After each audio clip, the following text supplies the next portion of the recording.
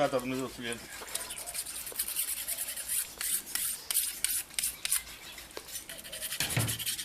lasă că lucrez cu el, mă probleme acolo, cu colegi de serviciu. Aha. Când tata ia pe tine pe față.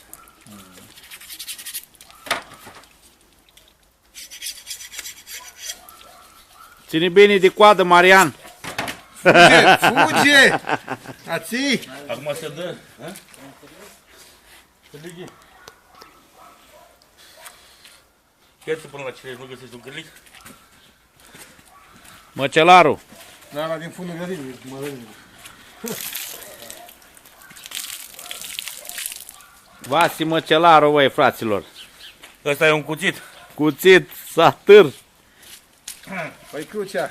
Doamne, să-l mâncăm sănătoși. Doamne Să vă ajută! ajute Dumnezeu, să-l mâncați sănătoși. Doamne ajută! Hai, mama mea.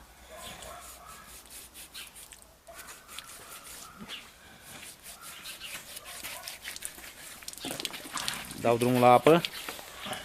Îi dai, da. Dă din apă, mă dă.